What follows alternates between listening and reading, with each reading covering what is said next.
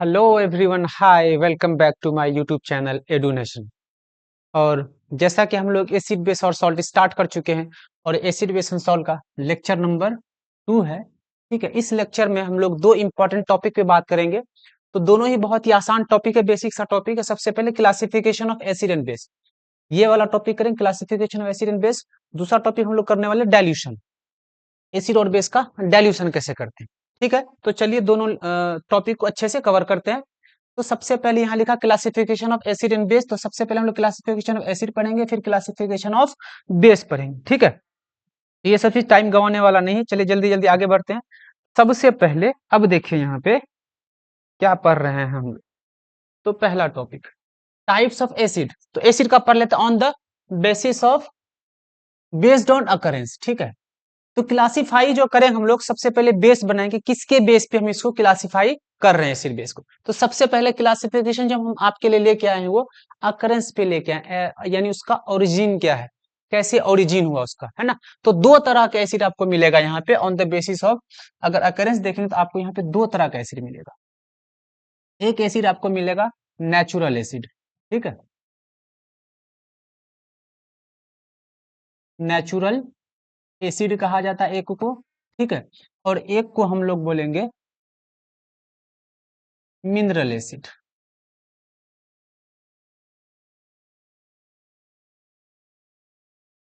अगर ओरिजिन के बेसिस पे एसिड्स को क्लासिफाई किया जाए तो हमें दो तरह के एसिड मिलेंगे, एक नेचुरल एसिड और एक मिनरल एसिड। ठीक है, अब जो ये हमारे पास नेचुरल एसिड है, इस एसिड का दूसरा नाम ऑर्गेनिक एसिड भी है।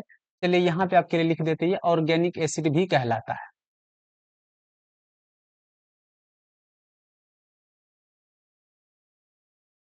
इस एसिड का दूसरा नाम ऑर्गेनिक एसिड है। ऑर्गेनिक एसिड क्यों? क्योंकि ये एसिड हमको जनरली एनिमल और प्लांट से मिलते हैं। तो दोनों एसिड का सबसे पहले डेफिनेशन सीख लेते हैं। तो यहाँ पे जो लिखा है नेचुरल एसिड क्या है sir? Acids which are obtain from natural sources. Natural sources आपके पास कौन कौन से हैं? तो नेचुरल सोर्सेस में आपके पास एनिमल होगा, है ना, और प्लांट्स होंगे। तो कोई भी एसिड जो हम नेचुरल सोर्सेस से ऑब्टेन करते हैं, ऐसे एसिड को हम लोग बोलते हैं नेचुरल एसिड। तो कौन कौन से एसिड हैं सर जो नेचुरल एसिड है? तो कोई भी फ्रूट्स, अगर उसमें कोई एसिड पाया जा रहा, उस एसिड को बोलेंगे नेचुरल एसिड। जैसे अगर हम लोग लेमन खा रहे हैं तो वहां पे आपको मिलेगा साइट्रिक एसिड।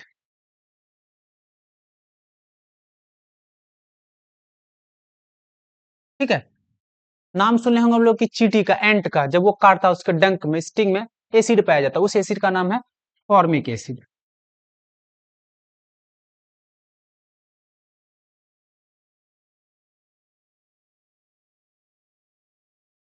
ठीक है, तो इस तरह से एसिड्स को हम लोग क्लासिफाई किए। ये नेचुरल एसिड क्योंकि ये प्लांट और एनिमल से मिलता है। दूसरा एसिड आपके पास है मिनरल एसिड।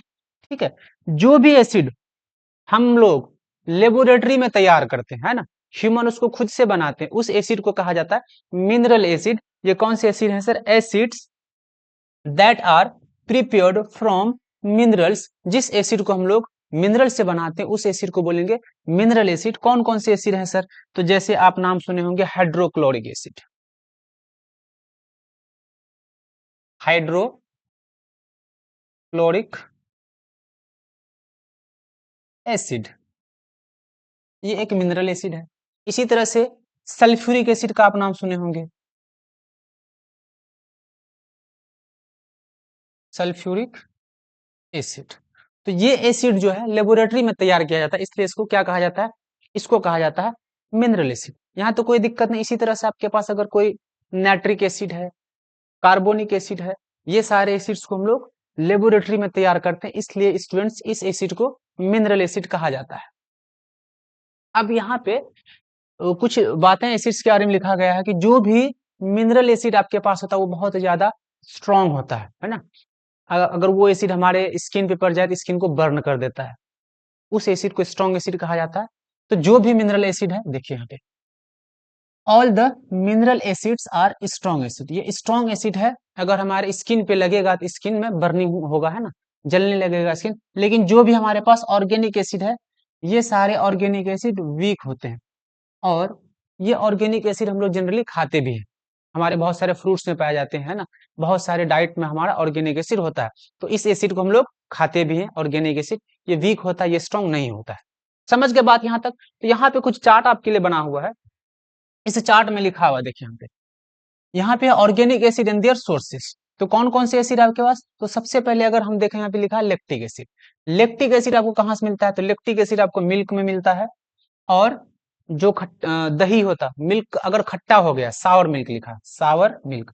सावर मिल्क, या अगर उसका हम लोग दही बनाते, कर्ड बनाते हैं, तो वहां पे आपको मिलेगा लैक्टिक एसिड। एक है एसेटिक एसिड। ये एसेटिक एसिड कहाँ मिलता है सर आपको? तो विनेगर का नाम आप सुने होंगे, इस विनेगर में एसेटिक एसिड पाया जाता है। एक और है आपके पास मिथेनोइक एसिड, अभी बताया थोड़ा देर पहले, उसी का दूसरा नाम है फॉर्मिक एसिड। चींटी जब काटता है तो हम लोगों को अजीब टाइप का इरिटेशन होता है। वो इरिटेशन आपको एसिड के वजह से होता है, क्योंकि चींटी आपके बॉडी में एसिड को इंजेक्ट करता है। तो एंट के स्टिंग में मिथेनोइक एसिड होता है। एक और एसिड है, इसका नाम है ऑक्जेलिक एसिड। ये कहाँ पाया जाता है? तो टोमेटो का टेस्ट आप देखे होंगे, खट्टा होता है, तो टोमेटो में भी एसिड पाया जाता है। कौन सा एसिड है सर ये? तो ऑक्जेलिक एसिड है। सैट्रिक एसिड, तो जितना भी खट्टा फ्रूट्स, जैसे लेमन है आपके पास, ऑरेंज है, इसके पास सैट्रिक एसिड पाया जाता है, ठीक है। इसी तरह से ये एस्कॉर्बिक एसिड है, ये कहाँ पाया जाता है? आंवला है, आंवला में एस्कॉर्बिक एसिड पाया जाता है। ये छोटा सा लिस्ट है, अभी बहुत सारा एसिड है। एप्पल में भी पाया जाता है ना। आपके पास इमली खाए होंगे, टैमेरिन, उसमें भी पाया जाता है। तो ये सारे ऑर्गेनिक एसिड है। यहाँ पे एक छोटा सा लिस्ट हम आपके लिए तैयार किए थे। तो these are the examples of organic acid and their sources. अब फिर टाइप ऑफ एसिड देखते हैं। On the basis of amount of water, क्या करते हैं, कभी कभी एसिड में हम लोग पानी ज्यादा मिला देते हैं। तो कुछ कुछ एसिड में पानी ज्यादा होगा और कुछ एसिड में पानी कम होता है, ठीक है। तो जिस एसिड में पानी ज्यादा होता है उस एसिड को डाइल्यूटेड एसिड कहा जाता है, और जिस एसिड में पानी कम होता है उसको कंसंट्रेटेड एसिड कहा जाता है ना। तो देखिए ध्यान से क्या लिखा है, types of acid on the basis of amount of water. तो यहाँ पे आपके पास दो तरह का एसिड मिलेगा। एक मिलेगा डाइल्यूटेड एसिड,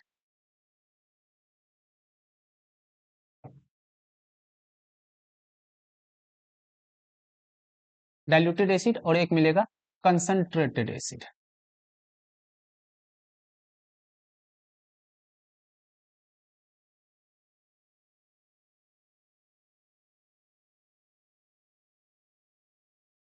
ये दो तरह का एसिड है। किसके बेसिस पे है सर? तो ये आपको बच्चा लोग, ये है अमाउंट ऑफ वाटर, किस एसिड में कितना ज्यादा पानी पाया जाता है ना। उसी के बेसिस पे एसिड को कंसंट्रेटेड बोला गया और डाइल्यूटेड बोला गया है। अब दोनों का डेफिनेशन तो आपको समझा दिए। अब डेफिनेशन सीख लीजिए। यहाँ पे लिखा है कंसंट्रेटेड एसिड। कंसंट्रेटेड एसिड क्या है? The acid which contain the minimum minimum possible amount of water. ऐसा एसिड जिसमें कम से कम पानी हो, कम से कम पानी का अमाउंट पाया जाए, उस एसिड को हम लोग बोलेंगे कंसंट्रेटेड एसिड, ठीक है। और यहाँ पे एक है डाइल्यूटेड एसिड। अब क्या करेंगे, पानी का अमाउंट को बढ़ा देंगे हम लोग। ऐसा एसिड देखिए ध्यान से, diluted acid, the acid which contains much more of water in it. ऐसा एसिड जिसमें जो एसिड पानी होगा वो बहुत ज्यादा होगा, ऐसे एसिड को क्या कहा जाता है सर? ऐसे एसिड को डाइल्यूटेड एसिड कहा जाता है। देखिए ध्यान से, हम लोग बात किए हैं कि सर जो एसिड होता है उसमें H प्लस आयन होता है। पहले चैप्टर में बताए थे, अकॉर्डिंग टू द अर्हेनियस थ्योरी, कोई भी सब्सटेंस अगर वो H प्लस आयन प्रोड्यूस कर रहा है उसको एसिड कहा जाता है। याद है कि नहीं है? अगर याद नहीं तो पिछला लेक्चर जाके देखना, ठीक है।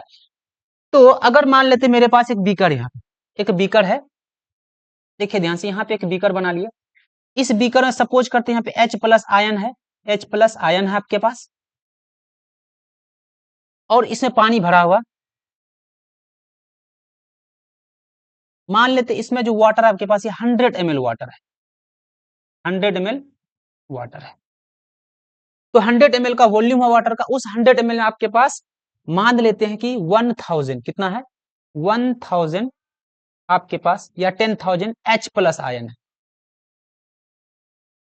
बीकर था आपके पास, बीकर में 100 ml पानी है, उस 100 ml पानी में आपके पास कितना है 10,000 आपके पास H प्लस आयन है। अब इसी बीकर में हम क्या किए हैं, इस बीकर में क्या किए, यहां पे दोबारा बीकर बना। इस बीकर में आपके पास जो आयंस था H प्लस, तो वो सेम था, H प्लस आयन सेम था। H प्लस आयन जो आपके पास था वो आपके पास था 10,000, 10,000 H प्लस आयन था। अब क्या किया, ऊपर से आप पानी और डाल दिए, यहाँ से वाटर और डाल दिए, यहाँ पे वाटर का अमाउंट बढ़ गया।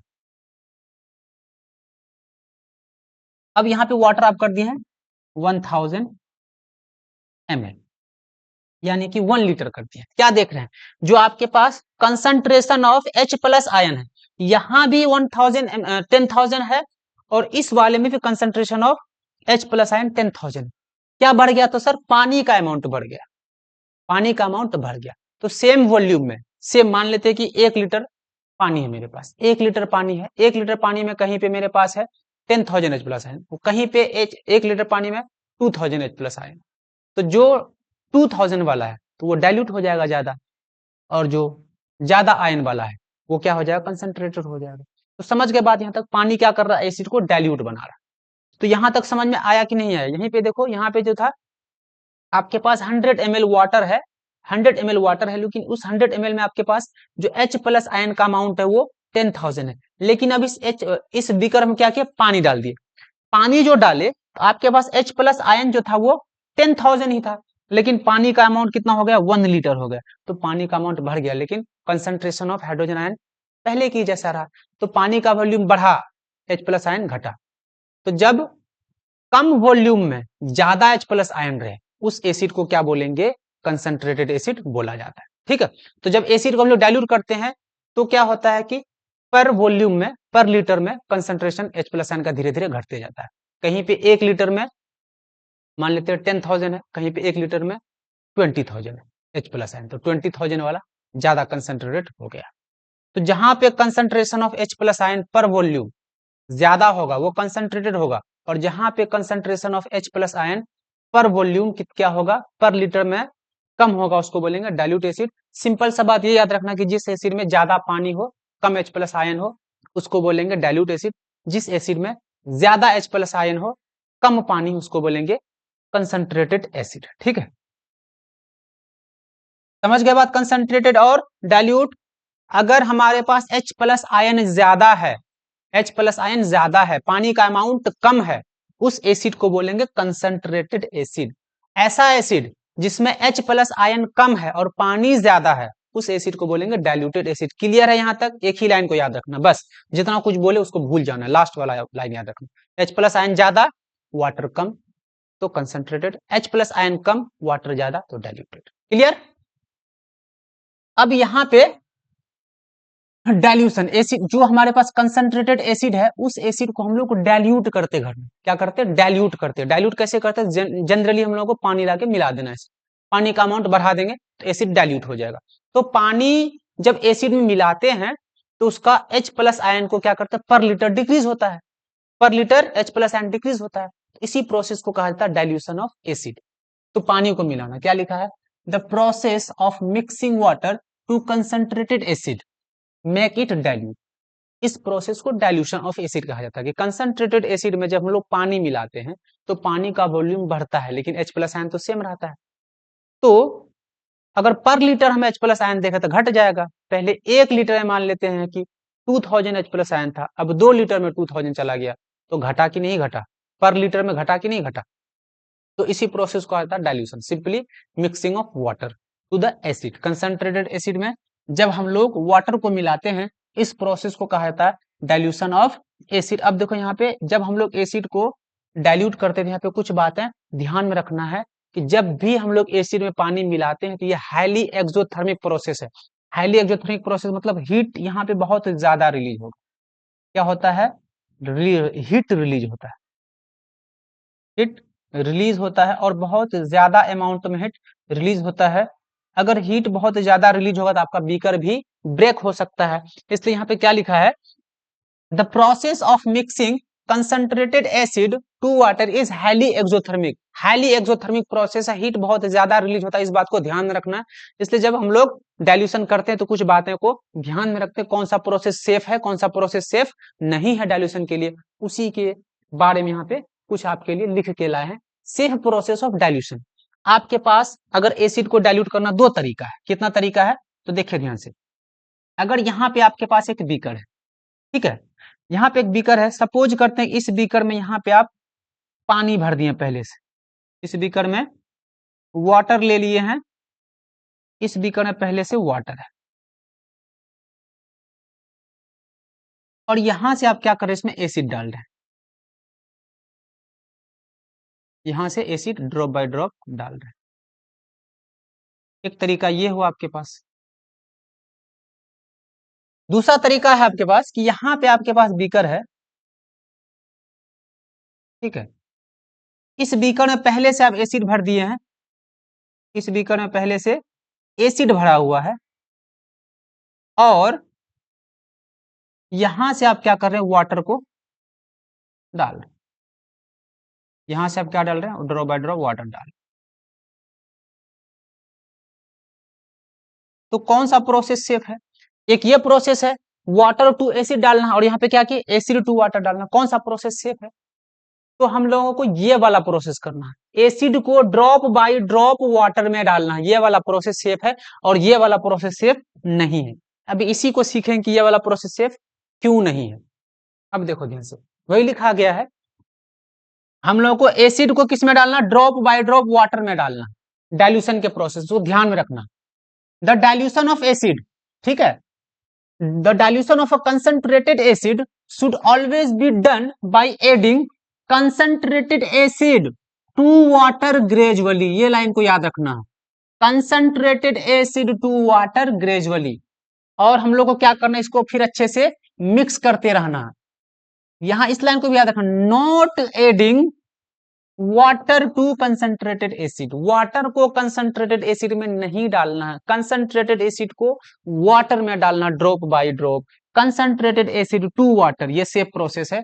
वाटर टू कंसंट्रेटेड एसिड, ये डेंजरस प्रोसेस। ऐसा क्यों है, उसकी चर्चा हम लोग इस वाले स्लाइड में करते हैं। रीजन देखिए क्या है, रीजन जो लिखते हैं, रीजन है कि हाईली एक्सोथर्मिक है ना, बीकर फटेगा, किस केस में फटेगा और किस केस में नहीं फटेगा, उसको यहाँ पे अच्छे से एक्सप्लेन किया गया है। व्हेन कंसंट्रेटेड एसिड, यानी सेफ प्रोसेस, जब मेरे पास सेफ प्रोसेस जब कर रहे हैं, तो सेफ क्यों है ये, और नीचे वाला सेफ क्यों नहीं है। Safe process, when concentrated acid is added to the water, the heat is evolve, heat तो इवॉल्व होगा, हीट इवॉल्व होगा, gradually and easily absorbed by the large amount of water to which acid is added। ठीक है, आपके पास यहाँ पे एक beaker है, इस बीकर में हम लोग वाटर भर दिए पहले से, इस बीकर में वाटर भर दिए, है ना, पहले से वाटर में भर दिए, जितना हमको डाइल्यूशन करना उतना वाटर डाल दिए। अब ऊपर से हम लोग ड्रॉप बाय ड्रॉप यहाँ पे एसिड ऐड कर रहे हैं। जब ड्रॉप बाय ड्रॉप इस पे एसिड ऐड करेंगे, एक ड्रॉप गया तो कुछ हीट प्रोड्यूस होगा, तो सारे हीट को वाटर एब्जॉर्ब कर लेगा। फिर दूसरा ड्रॉप गया तो सारे हीट को वाटर एब्जॉर्ब कर लेगा, क्योंकि एसिड कम कम अमाउंट में जा रहा, थोड़े अमाउंट में जा रहा है, तो हीट भी कम प्रोड्यूस होगा। इतना ज्यादा वाटर है कि उस हीट को वो एब्जॉर्ब कर लेगा, तो कोई दिक्कत यहाँ पे आने वाला नहीं है, तो ये सेफ हो गया। अब देखिए दूसरा केस में क्या होता है, if water is added to concentrated acid, then a large amount of heat is produced, evolve at once, produce होगा और एक साथ निकल जाएगा, है ना। This heat change some of the water to steam, और यहां से कुछ हीट वेपर में बदल जाएगा, और explosively which can splash the acid into our face और क्लोथ, हमारे क्लोथ में एसिड जा सकते हैं, कपड़े में जा सकते हैं, मुंह में जा सकता है, जिससे हमारा कपड़ा वपड़ा सब बर्न हो सकता है, एसिड बर्न हमको हो सकता है। समझ गए बात, समटाइम बीकर भी आपका फट सकता है। समझ गए बात, देखिए ध्यान से। अब अगर आपके पास यहाँ पे एक बीकर है पहले से, अब इस बीकर में हम लोग क्या किए, इस बीकर में पहले से एसिड डाल के रखे, पहले से एसिड डाल के रखे, इस तरह से पहले से हम लोग एसिड डाल दिए। मान लिया हमको 1 लीटर एसिड बनाना है, तो कुछ एसिड रख दिए। अब ऊपर से हम वाटर ऐड कर रहे हैं, यहां से ऐड कर रहे हैं वाटर,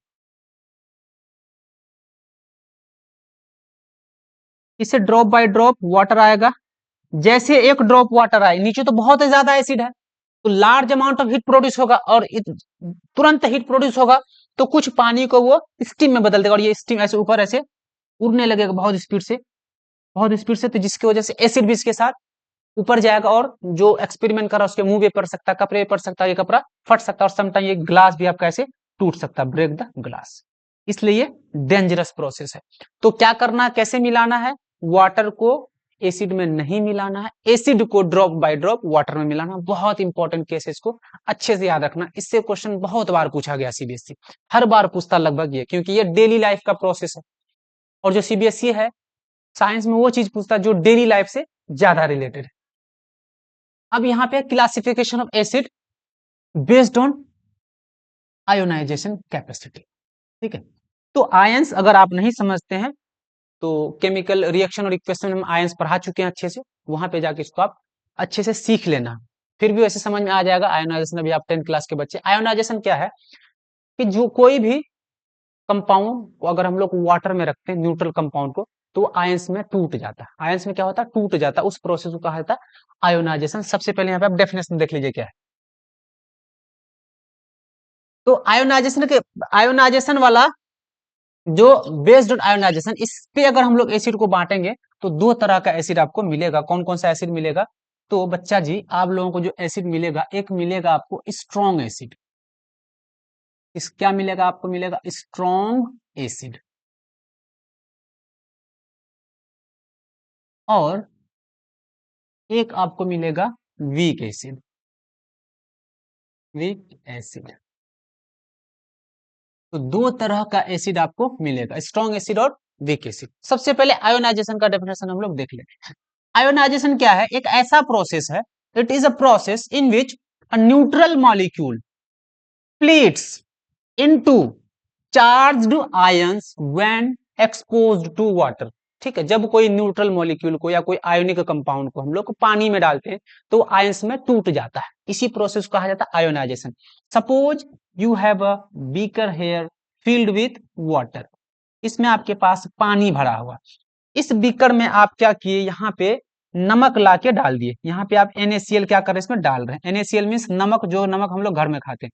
ये नमक जब इसमें डालेंगे, नमक पानी में जाएगा, ये नमक Na प्लस और Cl माइनस के फॉर्म में आयंस बना लेगा।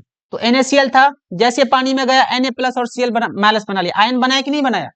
इसी चीज को कहा जाता है आयोनाइजेशन। ठीक है, तो एसिड के पास भी सेम प्रॉपर्टी है। अर्हेनियस थ्योरम पढ़े थे, एसिड जब पानी में जाता है H प्लस आयन प्रोड्यूस करता है।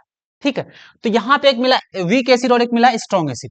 इसका मतलब एसिड जो कोई भी चीज है वो H प्लस आयन की वजह से ही है। किसके वजह से है?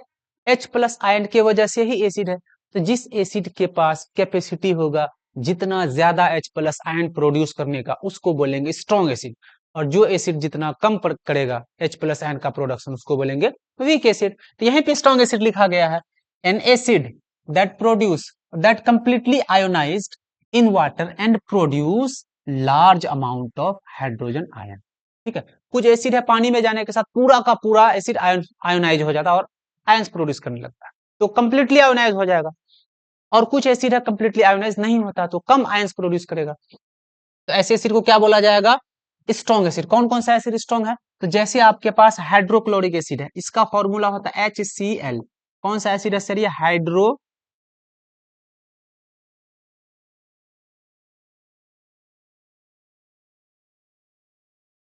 हाइड्रोक्लोरिक एसिड, इसका फॉर्मूला HCl होता है। जो भी एसिड है सॉल्यूशन के फॉर्म में है तो एक्वस लिख देते हैं या प्लस वाटर लिख देंगे, एक ही बात है। एक्वस लिख दे या प्लस वाटर लिख देंगे, क्योंकि एसिड हमेशा काम सॉल्यूशन में ही करेगा। अगर एसिड में पानी नहीं रहेगा तो एसिडिक बिहेवियर शो नहीं करेगा। ये भी बहुत इंपॉर्टेंट टॉपिक है, इसका भी लेक्चर हम आपको ये भी टॉपिक किसी लेक्चर में पढ़ा देंगे, तो देखिए ध्यान से। जैसे इसको पानी में मिलाए हम, अब ये एसिड क्या करेगा, ये सारे के सारे HCl H प्लस और पानी में रहेगा तो ये एक्वस के फॉर्म में टूट जाएगा, फिर प्लस Cl माइनस के फॉर्म में एक्वस में टूट जाएगा। ये एसिड कंप्लीटली आयोनाइज हो गया, ये एक स्ट्रॉन्ग एसिड है। सारे के सारे HCl टूट के H प्लस और Cl माइनस आयन बना दिए। तो मतलब इसका कैपेसिटी है ज्यादा आयन प्रोड्यूस करने का, it produces more ion, it completely ionise. इसलिए जो HCl है आपके पास ये एक स्ट्रॉन्ग एसिड है। समझ गए बात? इसी तरह से अगर हम यहाँ पे सल्फ्यूरिक एसिड की बात करें, कौन सा एसिड? अगर हमारे पास सल्फ्यूरिक एसिड है, इसका फॉर्मूला होता है स्टूडेंट H2SO4। H2SO4 है ना, ये सल्फ्यूरिक एसिड है आपके पास। सल्फ्यूरिक एसिड ये भी एक स्ट्रॉन्ग एसिड है। क्यों? क्योंकि जब ये पानी में जा गया, जैसे पानी में जाएगा, एसिड है तो H प्लस आयन तो प्रोड्यूस करेगा ही। एक्वस लगा देते हैं यहाँ पे क्योंकि पानी प्रोड्यूस कर रहा। एसिड है, एसिड का खासियत है कि वो H प्लस आयन प्रोड्यूस करेगा ही, ठीक है। अगर नहीं करेगा तो एसिड नहीं है। तो H प्लस आयन प्रोड्यूस किया, अब क्या बचा था यहाँ पे प्लस सल्फेट बचा है, SO4 2 माइनस आयन प्रोड्यूस करेगा। ये भी कंप्लीटली आयोनाइज्ड है, इसलिए स्ट्रॉन्ग एसिड है, ठीक है। तो सल्फ्यूरिक एसिड क्या शो कर रहा है, एसिडिक बिहेवियर शो कर रहा है due to presence of H plus ion. Hydrochloric acid acidic behaviour show कर रहा है due to presence of H plus aqueous ion. अगर H प्लस प्रोड्यूस नहीं करेगा तो एसिडिक नेचर शो नहीं करेगा। समझ गए बात। अब वीक एसिड इसका उल्टा हो जाएगा। वीक एसिड क्या है सर, तो कोई भी एसिड जो कंप्लीटली आयोनाइज नहीं हो, पार्शियली आयोनाइज्ड हो और थोड़ा थोड़ा क्या करे, H प्लस आयन प्रोड्यूस करे।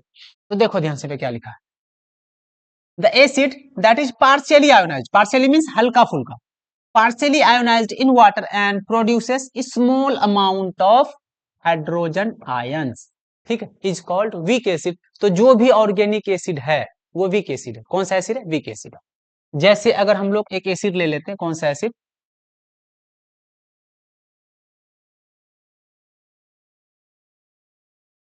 CH3COOH, एक इथेनोइक एसिड है, ठीक है, इसका नाम है इथेनोइक एसिड।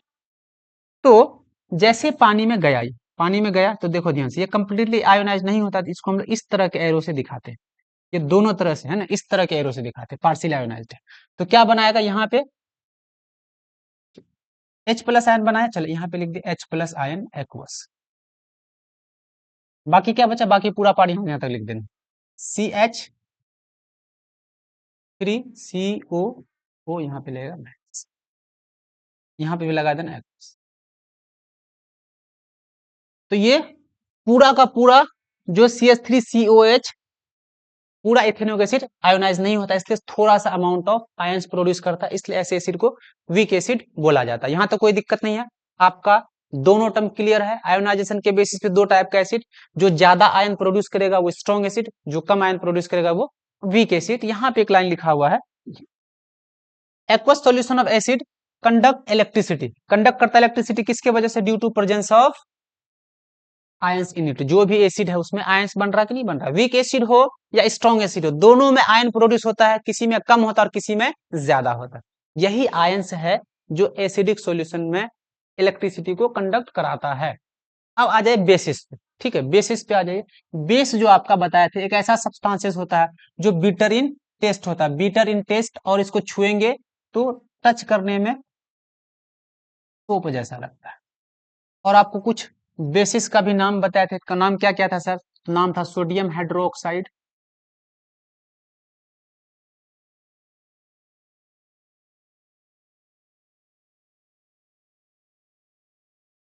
कैल्शियम हाइड्रोक्साइड, है ना, CaOH, इसका फॉर्मूला होता है कैल्शियम हाइड्रोक्साइड का। पोटेशियम हाइड्रोक्साइड KOH, इसी तरह से मैग्नीशियम हाइड्रोक्साइड MgOH। ये सब चीज को अगर आप याद कर लेंगे तो आपके लिए ज्यादा अच्छा हो जाएगा। ये सारे कुछ बेस है आपके पास। बेस का पहचान है किसके पास, OH लगा रहता है, कोई भी बेस के पास OH लगा रहेगा, ठीक है, अभी जो हम लोग 10th क्लास में पढ़ेंगे। अब यहाँ पे क्या है, classification of based on solubility. Solubility के बेसिस पे अगर आप देखेंगे तो आपको दो तरह का बेस मिलेगा, एक मिलेगा water soluble base, water soluble base, ठीक है, और एक आपको मिलेगा वाटर इनसॉल्यूबल बेस।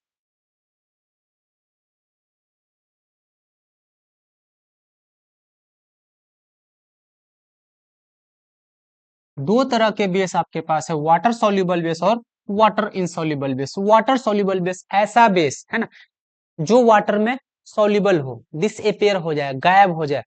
जितने भी एसिड है वो तो वाटर में सोल्यूबल है, लेकिन सारे के सारे बेस वाटर में सोल्यूबल नहीं होता, कुछ बेस सोल्यूबल है और कुछ बेस सोल्यूबल नहीं है स्टूडेंट। इसलिए दो तरह का बेस आपको मिल गया, किसके बेसिस पे, सोल्यूबिलिटी के बेसिस पे। वाटर सोल्यूबल ऐसा बेस जो पानी में क्या हो जाए, सोल्यूबल इन वाटर, क्या है ये, सोल्यूबल इन वाटर, पानी में डिजोल्व हो जाता है, और ये पानी में डिजोल्व नहीं होता, पानी में सोल्यूबल नहीं है ये, ठीक है। तो जो बेस, तो ये वाला बेस क्या है, तो हम लोग अपने सिलेबस में नहीं पढ़ना, अपने सिलेबस में इसको नहीं पढ़ना, जो भी बेस पढ़ेंगे जनरली वो वाटर सोल्यूबल के बारे में ही बोलेंगे। इसलिए वाटर सोल्यूबल बेस का एक खास नाम है, क्या नाम है, इसको बोला जाता है अल्कली। तो जहां भी आप अल्कली देखेंगे तो समझ जाइएगा कि बेस के बारे में बात कर रहा, कौन से बेस के बारे में बात कर रहा, तो वह बेस जो पानी में सोल्यूबल है। ठीक है, तो कौन कौन से बेस है, तो यहाँ पे सोडियम हाइड्रोक्साइड, ये पानी में सोल्यूबल है आपका। ठीक है, कैल्शियम हाइड्रोक्साइड पानी में सोल्यूबल है, पोटासियम हाइड्रोक्साइड, ये सब सोल्यूबल बेस। ठीक है, तो हम लोग 10th क्लास में जो पढ़ रहे हैं अपने एसिड बेस साल्ट, इसमें सोल्यूबल बेस के बारे में ही जनरली बात करेंगे। अब लिखा अल्कली क्या है, वही लिखा है the base which are soluble in water, ऐसा बेस जो पानी में सोल्यूबल है उस बेस को अल्कली बेस कहा जाता है। Sodium hydroxide, potassium hydroxide, calcium hydroxide, magnesium hydroxide, ये सारे के सारे सोल्यूबल बेस है। ठीक है, अब फिर से वही classification of based on ionisation capacity. Ionisation capacity पे आपके फिर दो मिलेगा, एक मिलेगा स्ट्रॉन्ग बेस, और एक बेस को हम लोग रख देते हैं वीक बेस में। फिर से एसिड वाले से स्लाइड से आपको डेफिनेशन सीख लेना है। ऐसा बेस जो कंप्लीटली आयोनाइज हो, ज्यादा से ज्यादा आयन प्रोड्यूस करे, उस बेस को बोलेंगे स्ट्रॉन्ग बेस, और जो कम आयन प्रोड्यूस करे उसको बोलेंगे वीक बेस। तो क्या लिखा है, स्ट्रॉन्ग बेस। अब बेस, यहाँ पे बेस छूट गया, चलिए यहाँ पे लिख देते हैं बेस, कहाँ पे लिख, अच्छा यहीं पे लिख देते हैं, यहाँ पे बेस छूट गया, base. A base which completely ionizes in water thus produces a large amount of hydroxide ion is called strong base. कोई भी बेस जो पानी में जाए, पानी में कंप्लीटली आयोनाइज हो जाए और ज्यादा से ज्यादा क्या प्रोड्यूस करे, HOH माइनस, क्या लिखा है H प्लस, ठीक है सॉरी हाइड्रोक्साइड, आपको याद रखना है हाइड्रोक्साइड मतलब OH आयन प्रोड्यूस करे। OH माइनस क्या प्रोड्यूस करता है सर जी, ये तो OH माइनस आयन प्रोड्यूस करेगा। ठीक है, बेस का ये खास बात। जैसे आपके पास यहाँ पे लिख लेते NaOH, ठीक है, चलिए प्लस यहाँ पे वाटर भी लिख देते हैं, पानी मिला देते, एक्वस हो गया H2O। अब ये पानी में गया, कहाँ गया ये बेस, पानी में जाएगा, क्या प्रोड्यूस करेगा सर, एक मेटल होगा Na, तो मेटल है तो पॉजिटिव आयन बनाएगा ही। ठीक है, प्लस आपके पास यहाँ पे बन जाएगा OH माइनस आयन। ठीक है, तो ये बेस क्या प्रोड्यूस करता है सर, ये प्रोड्यूस करता है बेस, आपके पास जो प्रोड्यूस करता है वो प्रोड्यूस करता है ये OH माइनस आयन। तो बेस जो जितना ज्यादा OH माइनस प्रोड्यूस करेगा वो उतना ज्यादा स्ट्रॉन्ग बेस होगा, जो जितना कम प्रोड्यूस करेगा वो वीक बेस कहलाएगा। ठीक है, अब है weak base. Weak base, a base that is partially ionized and produces a small amount of OH minus ion. चलो आगे बढ़ो, फालतू चीज ये देखो व्हाट डू, और अब देखो यहाँ तक टाइप्स ऑफ बेस, एसिड के टाइप और बेस के टाइप खत्म हो गया। कुछ एसिड का नाम हम लोग सीख लिए, कुछ बेस का भी नाम सीख लिए, कुछ कॉमन एसिड्स जो बार बार इस चैप्टर में आते रहेगा आपको याद रखना है, कुछ कॉमन बेस जो आपको बार बार चैप्टर में आते रहेगा वो याद रखना है, और ये 2-3 आयंस का भी नाम आप लोगों को याद रख लेना। कौन कौन से आयंस का नाम याद रख लेना, जैसे इस चैप्टर में आपको आएगा सल्फेट SO4 2 माइनस, ऐसे ही आपको याद रख लेना SO4 2 माइनस सल्फेट है ये। ठीक है, एक OH आयन भी याद रख लेना OH माइनस, ये आयन भी याद रख लेना। इस चैप्टर में आपके पास H कार्बोनेट आयन का भी शायद यूज है, तो CO3 2 माइनस, इस आयन को भी याद रख लेना। HCO3 माइनस, इस आयन को भी याद रख लेना। ये सारे आयंस का यूज आपको इस चैप्टर में पड़ेगा, इसलिए इसको स्टूडेंट्स आपको रट जाना, अच्छे से याद कर लेना, इसको रट्टा मार लेना, क्योंकि इस चैप्टर में बहुत बार आने वाला है ये सारे आयंस। तो यहाँ पे अब चलिए क्या लिखा है, what do all acids have common. ठीक है, अभी तक हम लोग टाइप्स पढ़ रहे थे, अब देख रहे हैं कि ऐसा क्या चीज है जो सारे एसिड में पाया जाता है। तो सिंपल सा चीज याद रखना सर, जितना भी एसिड है वो पानी में जाएगा तो H प्लस आयन प्रोड्यूस करेगा। इसका मतलब सारे एसिड के पास हाइड्रोजन होता है, सारे एसिड के पास हाइड्रोजन होता है, पानी में जाने के बाद वो H प्लस आयन प्रोड्यूस करता है। जितने भी कंपाउंड्स है उसके पास हाइड्रोजन है, जरूरी नहीं है कि वो एसिड होगा, अगर पानी में जाने के साथ H प्लस आयन प्रोड्यूस कर दिया उसको बोलेंगे एसिड। जैसे हमारे पास शुगर है, ग्लूकोज है, उसके पास भी हाइड्रोजन एटम्स होता है, लेकिन पानी में जाने के बाद वो H प्लस आयन प्रोड्यूस नहीं करता, इसलिए वो एसिड नहीं कहलाएगा। तो what do all acids have common, सारे एसिड में क्या कॉमन है, एक ही चीज कॉमन है sir, produces H plus aqueous ion. जब ये कहां पे चला जाता है, पानी में चला जाता है। देखो ध्यान से लिखा हुआ है, a common thing in all acid is that they produces hydrogen ion. क्या प्रोड्यूस करता है ये? हाइड्रोजन आयन प्रोड्यूस करता है। उधर एक्वस लिखा हुआ है, हाइड्रोजन आयन प्रोड्यूस करता कहां पे? पानी में। अब और क्या लिखा है? व्हेन डिजोल्व इन वाटर, जब पानी में उसको डिजोल्व करते हैं किसी भी एसिड को, वो H प्लस आयन रिलीज करता है। और यहाँ पे एक और चीज लिखा है, इसको अच्छे से ध्यान रखना। जो H प्लस आयन, हाइड्रोजन जो आयंस है ना, do not exist as H plus ion. H plus ion के फॉर्म में पानी में एग्जिस्ट नहीं करेगा। कैसे एग्जिस्ट करता है? They attached themselves to the polar water molecule to form hydronium ion. क्या नाम है इसका? हाइड्रोनियम आयन, जिसको H3O प्लस कहा जाता है। क्या हुआ देखो ध्यान से, कहता पानी एक पोलर कंपाउंड है। जब आगे आप केमिस्ट्री पढ़ेंगे तो पढ़ेंगे पोलर और नॉन पोलर कंपाउंड। तो जैसे किसी एसिड को हम पानी में मिलाए, HCl एक्वस एक एसिड है, इस एसिड को हम मिला दिए वाटर के साथ, H2O के साथ मिला दी। तो एसिड का खास बात है सर, एसिड तभी एसिड है जब वो H प्लस आयन प्रोड्यूस करता है। ठीक है, तो यहां पे पानी में गया, ये पानी में जाने के साथ साथ ये H प्लस आयन प्रोड्यूस किया, H प्लस आयन प्रोड्यूस किया, प्लस पानी में पहले से पानी भी तो है। अब ये जो वाटर है ये पोलर कंपाउंड है, मतलब ये पोलर कंपाउंड है सर, ये अटैच हो जाता है, ये H प्लस आयन इसके साथ अटैच हो जाएगा। अटैच होकर क्या बना देगा ये H प्लस आयन पहले से, और यहां से पहले से H2O है, ये H2O में जाके अटैच हो जाएगा, कितना हो जाएगा? 3H हो जाएगा। यहाँ पे क्या पास हो जाएगा? H3, और यहाँ पे हो जाएगा O, एक चार्ज पहले से माइनस था, इस तरह से बन जाएगा। इसको बोला जाता है हाइड्रोनियम आयन। क्या बोला जाता है? Hydronium ion. आ गया तो इसको इस तरह से लिखें, H3O माइनस हाइड्रोनियम आयन। या अगर आपको H प्लस आयन लिखना है, इसी को आप ऐसे लिख सकते हैं, H प्लस, और यहाँ पे आपको लिखना पड़ेगा एक्वस। या तो हाइड्रोनियम आयन बोलेंगे या H प्लस एक्वस आयन। तो acids are the substances which produces H plus aqueous ion when it is in water, या it produces hydronium ion। समझ गए बात या नहीं? तो जो भी एसिड है वो एसिडिक बिहेवियर शो कर रहा है, किसके वजह से शो कर रहा है सर? एसिडिक बिहेवियर शो कर रहा है वो, क्योंकि H प्लस आयन प्रोड्यूस कर रहा है। बात आया यहां तक समझ में या नहीं? क्लियर है कि नहीं है?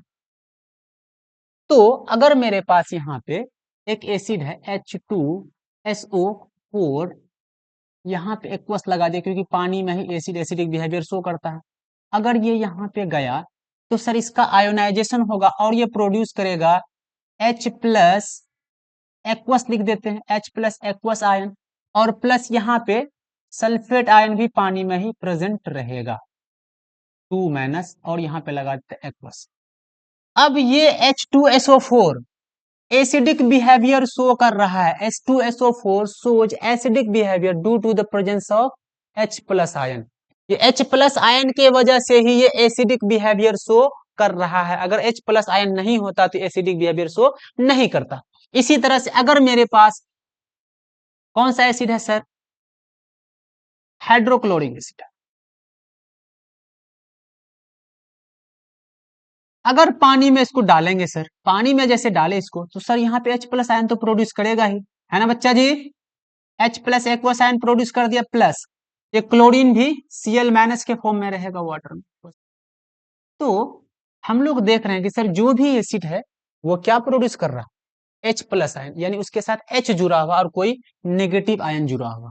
तो अगर नेगेटिव आयन को हम लोग किसी एक एलिमेंट से रिप्रेजेंट, एक सिंबल से रिप्रेजेंट कर देते हैं, चलिए यहाँ पे H रहने दिए, H के साथ क्या लगा रहेगा? कोई नेगेटिव एलिमेंट, चलिए X लगा रहेगा, इसी फॉर्म में रहेगा एसिड। इस फॉर्म में आपका एसिड है, एक्वस फॉर्म में। जैसे पानी में जाएगा ये जो H वाला पोर्शन है, ये H वाला पोर्शन पॉजिटिव आयन बनाता है, तो ये बना लेगा सर H प्लस एक्वस, है ना?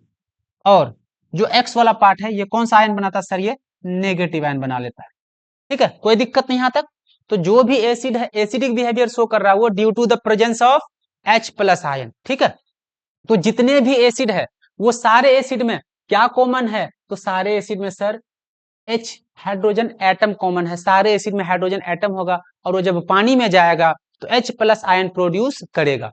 ठीक है, सारे कंपाउंड जिसमें H एलिमेंट प्रेजेंट है, हाइड्रोजन एलिमेंट प्रेजेंट है, वो जरूरी नहीं है कि वो एसिड ही होगा।